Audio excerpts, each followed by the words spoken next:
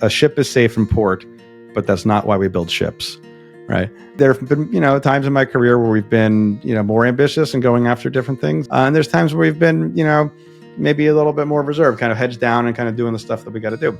But, that's not what ships are built for, right? Like we're built to take to the sea, and we're built to take the risk and to take the swing. Go take the adventure, go take the voyage. The safe option is not always the safe option, right? If you might as well go out and take the risk and take the swings. Do you want to know the secret to success? Welcome to rulesforsuccess.com, a platform that unites the accomplished and the ambitious. We're here to arm you with the invaluable knowledge of individuals who have paved their own path to success. And now let's get into the show with dynamic host Joseph Varghese. Good morning, good evening, wherever you are in the world. Rulesforsuccess.com. This is our podcast. We have an amazing gentleman today on our podcast. His name is Ben Gutman. I've gotten a chance to meet Ben recently through a community called QEDC, where he is the executive, one of the executive leaders, executive director of QEDC. Pretty exciting. I'm, as many of you know, in our communities I lead, success circles and beyond, we love entrepreneurship. We support entrepreneurship. We encourage it. And Ben is a bona fide entrepreneur on this journey. And he also supports entrepreneurs, specifically in the Queens area where I live. I grew up in Queens, New York, which is one of the most diverse areas in the whole world. And it's an extraordinary thing when I meet entrepreneurs out here doing the things, showing up, embracing the hustle, embracing the drive, and creating partnership, and basically impacting the world positively. So I'm excited, Ben, to have you today. So Ben, what got you your start on this journey? Do you want to give the audience a little bit of your background too, and what brought you to the Queens Economic Development Corporation? Absolutely. Great to be here, Joseph. Nice to see you. So my name is Ben Gutman. I'm the executive director of QEDC, the Queens Economic Development Corporation. I'm relatively new to this job. I started July 1st. So today is like my, 90-something day here, which has been a lot of fun. My background a little bit is, I'm a New York boy, and I went to Baruch College, part of CUNY. Studied marketing over there. I graduated, but I was so heads down, like with being a student government nerd when I was there, that I didn't do a ton of work, kind of getting the internships and doing what I got to do. But luckily, I had a professor there who was, who ran his own marketing agency, and pulled me aside one day, a friend, and said, I know you kind of want to maybe start your own thing. Excuse me. I know you want to start your own thing. We need some help with digital. Maybe we can figure this stuff out. And this is kind of the dawn of the iPhone age, the dawn of the social media era. And so we packed up my 1994 Honda Accord and drove up to his office in Westchester, just north of the city. Slapped our logo on the wall of his basement, of their office, and got to work. And we worked with them on a couple projects. We ultimately, though, were a bunch of knuckleheads at 22, 23, 24. And we didn't really know what we were doing they were working with Fortune 500 clients. And thankfully, though, we were able to kind of cut our teeth with more small business stuff, right? So we worked with the local ice cream shop, the local camera shop. And bit by bit, we began building our own portfolio. We ended up moving out of that office into our own office in Long Island City, Queens, in 2012, and just after a year. And so we were there for a few years, and over the course of the next kind of 8 or 9 years, we ended up, hiring employees, getting bigger clients, hiring more employees, moving to a bigger office down the hall. And eventually, after the end of 10 years of running that business, we had a team of about 15 folks who were working on projects for the NFL and for Comcast, NBC Universal, and I Love New York, and some of these other really wonderful clients across the world. And so it was an incredible journey. But it's the kind of thing I did basically right out of school. So I was, with my friends, we basically were like, we did this for 10 years. We want to do it for the next 10 years. And thankfully, we always were in a position to be able to find opportunities to exit that, in terms of there one thing that happened a lot was there were a lot of like older agency folks that were always looking to get younger agency folks involved and stuff. So we always had conversations like that, but we ended up starting to explore an exit around 2021, 21. Pandemic kind of got in the way a little bit, but we sold the company about 3 years ago. We had a job for every employee and a home for every client. So that was a point of pride for me. And since then I've been keeping busy with a lot of other stuff too. So I wrote a book that came out about 2 years ago at this point. Simply put, why clear messages win. Absolutely. From Barrett Kohler Publishers. And that was really cool. I got some nice little, reviews and accolades from that, which is really, really heartening. I teach at Baruch College, so I'm back to my alma mater. I've been an adjunct there for about 12 years now, which is kind of nuts. And and then I've done some other kind of independent consulting stuff too. And so, but as of July 1st, I'm the new executive director of of QEDC, where I'm having a ton of fun working with a great team here to serve my home community here in Queens. And this organization has been around for about 48 years at this point. And we've, every year we serve about 3,000 of our neighbors in different capacities, helping people get their businesses started, just like I did for myself, helping people, get access to funding. We have where we met, not too long ago, Joseph, was that we run a 6,000 square foot, 6,500 square foot commercial kitchen, food business incubator in Long Island City. We do tourism work. We run a vendor market. I mean, there's all sorts of great stuff we do at QEDC. And it's been an absolute honor to be part of it. Incredible. I'm curious, so your background running an agency, then going to QEDC recently. And, what I'm hearing across a lot of what you're sharing is like team collaboration, which I'm very passionate about myself, my journey. And how has team been a big factor for you, assembling the team, the partnerships, and of course clients as well, to where now being the executive director of QEDC? What have been some lessons from running a marketing firm that you brought forward to what you're doing now? Well, you don't do anything alone, right? And so that's the biggest piece. Even if you're a solopreneur, even if you're, the individual leader somewhere, or individual contributor or consultant, whatever it is, nobody does anything alone. Everybody is relying on the help of others, either directly as your business partners, or your if you have employees, or if you have investors, or if you have suppliers, if you have if you have teachers, if you have firefighters, if you have everybody that makes things possible. Nobody does anything alone, and it's kind of myopic to think that anybody's ever done anything alone, right? We are the product of our communities, and that's I think a very important piece of how I look at the world and the work that we're doing here. It's really important when you're building these organizations that you're making sure you're building a good team too, because things are a little different now of QEDC because we do have some degree of kind of physical infrastructure. But when I was running my marketing agency, you didn't really have any physical infrastructure, right? You had some computers and some desks, and basically it's what you're doing every day is you're kind of doing the magic trick, right? You're kind of making it happen every day. And that only happens with the people that you're bringing to the table. And it's hard to build a good team. It takes a lot of work. Hiring people is one of the most tedious processes that I have to do on a regular basis. But it's worth every minute you put in if you're able to get the right people out of it. Incredible. Now, you co-founded Digital Natives Group, right? And you scaled it to work with brands, NFL. That's basically agency around. How did those experiences prepare you for this now? And okay, I know you answered some of it just now around community and also the team and so forth. And you guys are potentially working remotely, and the situation's a little different now. But how did that prepare you? Because you were there for 10 years or so, right?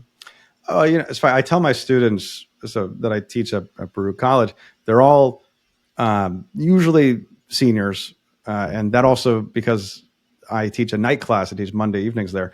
Usually, actually means that every semester there's a few people who I'm the last person they ever have in a classroom, which is really weird. It's it's kind of a little bit of an awe-inspiring honor to be the last person after 12 years of K, 13 years of K for 12, 4 years of college, to have just me as the last person. But what I tell them every time is, if you want to figure out, if you want to build your skills, if you want to build your network, if you want to figure out what you want to do, there's no better environment than being in a small team, especially client services. Something like a provider, like an agency, right, or a professional services provider, because you end up exposed to all sorts of different parts of the industry. You end up exposed to all sorts of different skills that you may want to learn over that piece, and so. And you learn how to deal with people, right? Even though right now, like, I don't have clients at QEDC, in my own job, I deal with the board, right? And that's a big piece of what we do. I deal with funders in terms of private funders. I deal with government funders. I deal with other stakeholders, and being able to have the experience of running agency for 10 years and then doing independent consulting for a couple of years after that. It's the same thing, right? It's that, okay, well, you have a task you have to do, you do the work for it, you have to go talk about the work, you have to go, get buy-in to it. And that type of skill is a muscle that you exercise a lot in an agency environment that is useful in almost every other professional environment. Absolutely. Especially engaging clientele, serving them, putting on different hats, which you've worn in the past. And I often challenge people out of college to get immersed, get into an environment where you can try different things, wear different hats, and work with a great team too, like a really high-performing team. Those muscles are well worth it in life. Yeah. I know I went into the corporate arena for a number of years, stepped out, came back, and then I actually worked for an agency about 12 years ago as a consultant, and I learned so much, kind of being there, modeling the CEO who happened to lead EO in New York, Entrepreneurial Organization in New York. I learned so much, even thinking that I was an entrepreneur, being immersed in an environment, it's a whole other ballgame. Oh yeah, I mean, my father is an attorney, and when he was younger, he was an assistant district attorney, actually here in Queens, and he would talk about, in that experience, as he would be thrown into like court, he'd be arguing within like 2 weeks of starting. He was like arguing cases in court, and if you went and you did the like corporate law and you did these kind of, big, fancy firms, you might spend a decade before you ever get into court, right? You might spend your whole career without talking to him. But getting up there and getting the reps of doing that was, he always credits that to him, being a more successful litigator and some stuff. And I look at it the same way, in retrospect now, is that being out there and dealing with, I don't even know how many clients we had over the course of 10 years. I mean, probably, 200 or so different clients, like dealing with that, it gives you those reps to be able to say, okay, here's how you deal with this type of situation. Here's how you can, here's how you can talk about yourself. Here's how you can talk about client. Here's how you can ask the right type of questions. Here's how you can work on a deadline. All these things, you get so many more reps at them when you're in that type of environment than you do if you kind of went to, a bigger environment. And there's trade-offs too, right? A bigger environment has more like formal training programs and stuff that we never had a formal training program at my agency.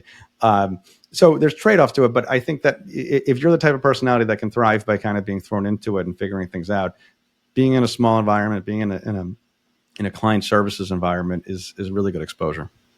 Amazing. Now, you've spoken about Queens, making Queens a must-visit borough, and I agree. Like, I grew up in Queens, lived in Jersey, came back to Queens, got married in Queens. Diversity, all the reasons why Queens is unique. So what roles or how does narrative branding and storytelling play with that economic transformation, the things happening here in Queens? Oh, yeah. It shifted a lot. My job and my job and the job of this organization is to grow the Queens economy, right? And part of that is to tell the Queens story. I was born in Queens in Eastern Queens, and I, when I was a baby, moved out to the suburbs. But then I've been here by choice, in Long Island City and Sunnyside for about 15 years, and this is the best place in the world to live. It's the best place to open a business and run a business. I've done that. And when you look at what is happening in this borough, the thing I keep on saying, it was the headline of my intro email that I sent to our whole list. It's that Queens is the future, right? If you look at the diversity you mentioned here, if you look at the energy here, the hustle here, and you look at like the type of businesses that are opening up and the type of infrastructure that's going in, there's no doubt Queens is the future. Like the future, the world would be better off if it looked a lot more like Queens, right? America would be better off if it looked a lot more like Queens. Queens is the future. You see it on, you see it on tote bags, and it's one of our unofficial mottos of the borough here. Tote bags and murals and schoolyards, and it's become for me kind of the main thing that I talk about, which is there's no place in New York City and really in the country, if not maybe the world, that is more exciting than what's going on over here. Right? We have 2.4 million people. We are the largest land area in New York City of the 5 boroughs. We have more major sporting events than any other county in New York State. Excuse me. We have the second most number of hotel rooms. We have the 4th busiest train station in North America. We have the two of the busiest airports in the United States, including the single busiest international airport in the United States. JFK, we have the fastest growing neighborhood in the United States in Long Island City in the last census. You look around and you see even just going, that's just what's happened. What's going forward, you look at the fact that we have, about 5 major movie studios, 2 that are coming online right now. We have possibly 2 new casinos here coming into Queens. We have both of those airports I mentioned have either gotten or still getting massive renovations. We have that neighborhood, Jamaica, Long Island City I mentioned before, which is having a rezoning now to add even more housing and more opportunity. Jamaica on the other side of the borough is possibly getting a rezoning. It's also going to have more opportunity there. There's housing developments going up in all parts of the borough. There's a new soccer team coming in. I mean, when you look at it, like football club, so NYCFC. Like, is there any place you'd rather be than Queens? Like, this is the most exciting, and that's on top of what we already have. That's kind of evergreen. We have the best views of the skyline in New York City. We have the best beaches in New York City, and most of all, we are the most delicious place to eat in the entire planet. Right? We have the best food that you're going to get anywhere. I agree. Like, date night every week is a treat. The options are just incredible. Yeah. Absolutely, this is the best place to be. I am blessed to have this job in general, and I'm blessed to have this job right now in terms of being able to work on this and continuing to accelerate what's happening here in Queens. If you're from Queens, if you've ever stepped foot in Queens, you know that this is a really special place, and I'm emboldened every single day as I talk to people across the borough about how much excitement there is amongst the people here about it, and how much partnership we're able to do to continue to push that going forward. It's so vital and so great. There's so many community organizations, local, like the Chamber of Commerce is literally about 4 blocks from my house. They're a friend of ours too. Yeah. Yeah. There's like so much happening, and it's tapping into it. And for me, when I work with entrepreneurs and success circles, communities I lead, it's having people break out of this, I got to do this myself, right? Wear 50 different hats. I got to do it all myself. And the people who I find are the ones who thrive, are the ones who are able to reach out to resources, get support. One of my closest friends, she had cancer, and she was dealing with cancer for about 15 years. She assembled a team of 35 people all around her to help her, support her across the different things, and she beat it. Right? And I find as entrepreneurs, we have to break out of this thing of doing it ourselves. And there's so much support, just stepping outside, going to QEDC or chamber or community event.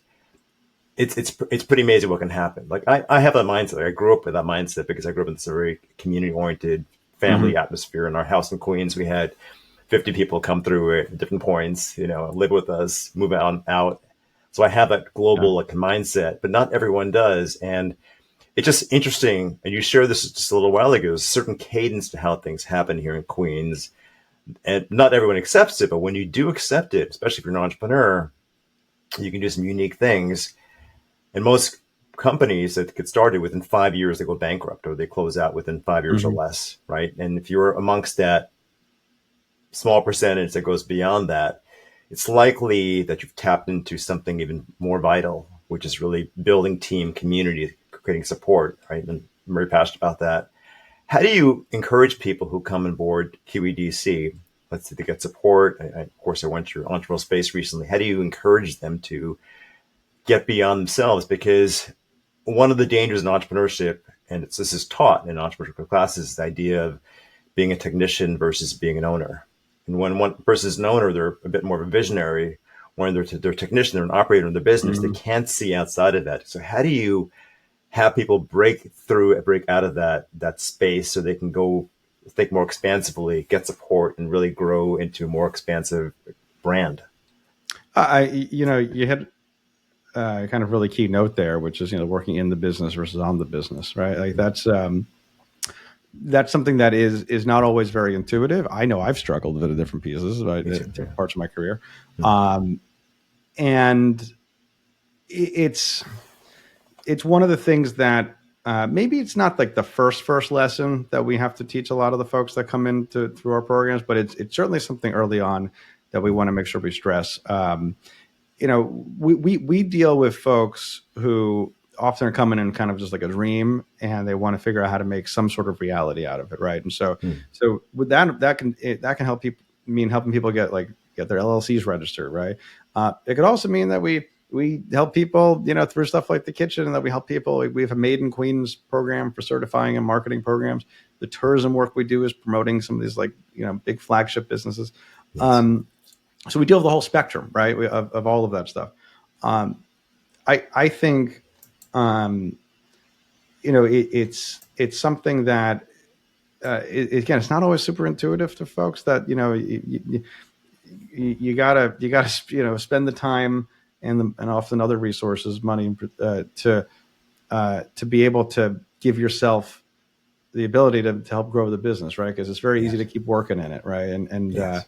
My old part of my career, my background's in design, right? And so I would still do a lot of design. And I'll tell you what, let you know a secret. I'm still doing a little bit of design in some of the stuff that we're doing at QEDC. But I try very hard to just, in my own role now, to really push the fact that, okay, well, we have a staff that is great at what they do. My job is more so to empower them than it is for me to do anything myself in terms of, getting in the weeds and mucking up their stuff. Right. And so my goal is to work on the organization as much as I can. And so that's, that question is certainly top of mind personally. I'm curious, what is your why? What fuels you each day to kind of step out, to get involved with what you do? This is a key question we ask our members on a daily basis, is to remind them what their why is, where they declare it, and then kind of have their day line up with what they just declared, being pulled forward into their day. I'd be curious to hear what your why is for getting involved and being part of this extraordinary mission with QEDC. Absolutely. I mean, I've always, personally, I've always cared about the community that I call home. If that's, when I was in school, I was the big student government nerd, as I mentioned before. And now, even when I had my business, we were very involved in the local community. I was on different boards, and we did pro bono work all the time. And now, especially kind of making it kind of the more, the full piece of the puzzle here.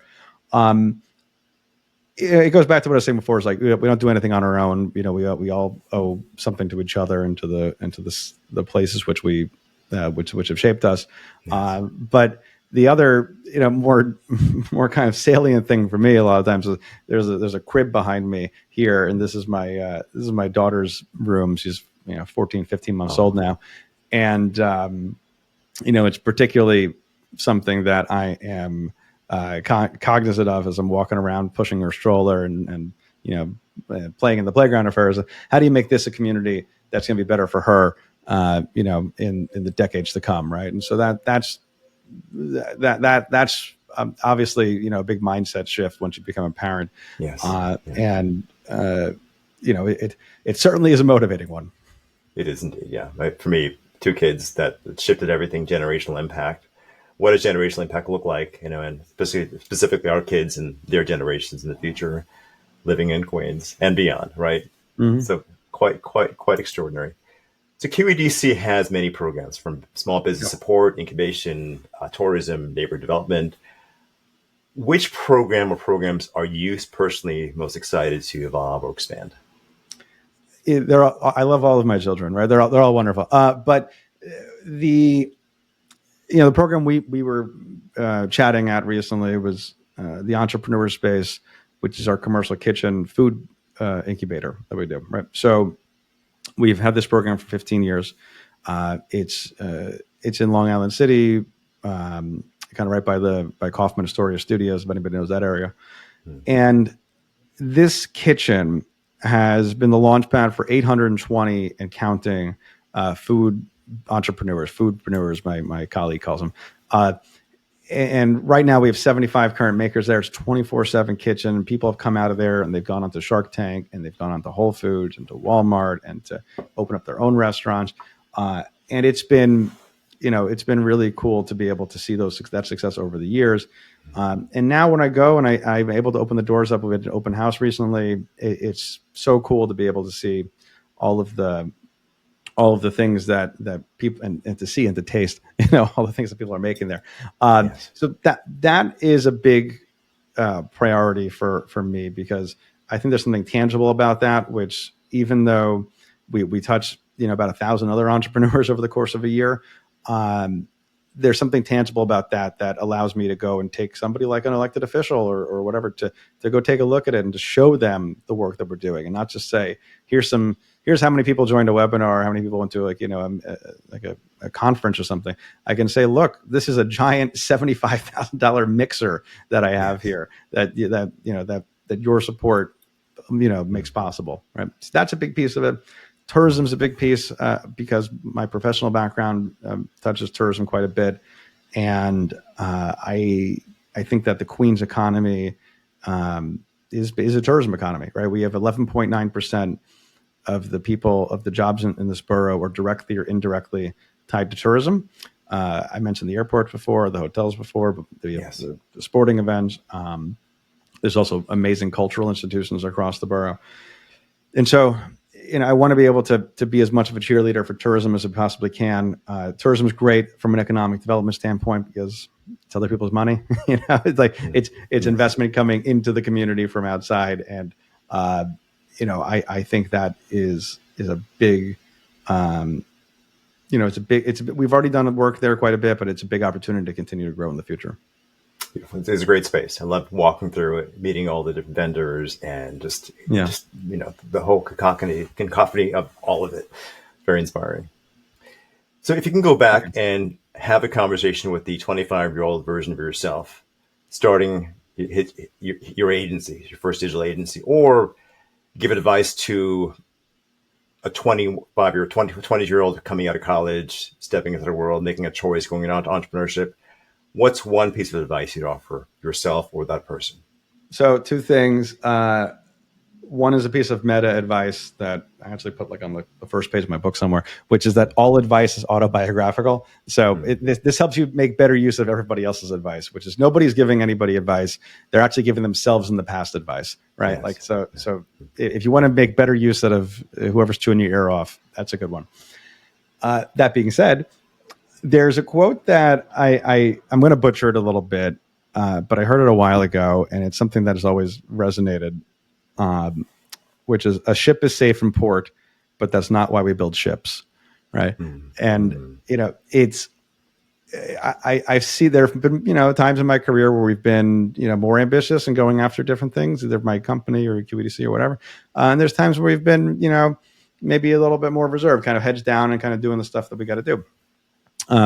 But that's not what ships are built for, right? Like we're built to take to the sea, and we're built to take the risk and to take the swing. And so every time that you find yourself, to that 20-year-old, whatever, every time you find yourself kind of deciding between the safe option and the not so safe option, what are we doing? It's like go take the adventure, go take the voyage. And one thing if we've seen in my generation coming out of school right around the Great Recession and then COVID and then and now all the other stuff going on, is that the safe option is not always the safe option, right? Like you think, I go to this big company and I put in my 20 years and I get my gold watch at the, or 40 years, I get my gold watch at the end. It's not guaranteed, right? You're not going to get that. Like, the safe option isn't so safe. You might as well go out and take the risk and take the swings. Precisely. I love that. Take a risk, get out there. I love that quote. And I also love other boat quotes. Rising tide raises all the boats. It's one. There you go. And the winds of grace will always be blowing. It's up to you to raise your sails. But it's all about kind of getting out there, showing up, getting in the boat, just getting out there. And like all of that lines up with what we encourage. Absolutely. Incredible. What are some rituals that you embrace each day to kind of keep in motion, either at the start of your day, end of your day, or throughout your day? Because, I imagine sometimes you work at home and you go to office and you interact with unique people, cultured people, different backgrounds. What are some things that keep you aligned and engaged, other than maybe walking out with your daughter? Yeah, if you asked me a year and a half ago before she was born, I would tell you a lot more of like regimented schedule for stuff. I think a lot about with having her and the chaos that follows, which is all incredible and lovely, and I wouldn't trade it for anything. I think of the Mike Tyson quote too, which is everybody has a plan until I punch you in the face. It's like right now it's about you have the intention to do something, and that's often going to put you in the right direction, so that you intend to be able to go to the gym more often. I used to be able to go 4 days a week, and I'm not going 4 days a week anymore, right? You intend to be able to, to be able to read those pages in the morning. I used to be able to read the 2 chapters or whatever before breakfast. And right now it's a lot more kind of when you can squeeze it in, you squeeze it in. But if you could build some systems that help you avoid some of the traps, like if you can build. I have a cup of tea here, right, and I don't drink any sugar in it, right? Like just those type of small habits. Of course, that's a thing, but otherwise, I don't know, man. Like get your sleep and try to read when you can. Exactly. Be adaptable, basically. Right? Yeah. And I've got those stages too when our kids were younger. Got through the stages, and it does take something. It does take something. It does take also people reminding you what the game is about, right? Especially when you want to give up having a busy family life and all the things that go on. It does take something. It really does take knowing that why, which you shared before for yourself, and it is very vital. Any other final pieces of advice you offer our members? Any other rules for success you'd like to share? Oh man, I mean, we had a lot of stuff. I mean, I really appreciate you having me on, and you've had a bunch of other wonderful guests too, and they have some wonderful advice. So I guess my advice would be go soak in everybody else's advice as part of it. My last thing would be, the final sales pitch for Queens, which is that if you come to New York City and you do not step foot in Queens, if you do not have a meal here, if you do not walk along the waterfront here, if you not go to one of our several award-winning breweries or whatever it is, then your trip to New York didn't really count, right? So that is my bargain for everybody here, is that you have to come to Queens for your trip to New York to count as a real trip to New York. Absolutely, got to explore Queens, got to be part of Queens, and it'll blow your mind away. Fantastic. So learn more about QEDC at queensny.org. Learn more about Ben Gutman at Ben Gutman, GUTTMANN.com. And this whole podcast, the questions we have, the summary, the AI summary, and some shorter videos will be on rulesforsuccess.com. Ben, it's been a pleasure having you on board. Looking forward to my next trip to the entrepreneurial space, and I know we'll connect in the very near future as well. Once again, for our audience, rulesforsuccess.com. Access the podcast, the summary, the mind map, and much more. Have a great day. That's it for today's episode of rulesforsuccess.com podcast. Join us next week for another inspiring conversation with a successful entrepreneur. Until then, remember to be bold, be courageous, and go after your dreams.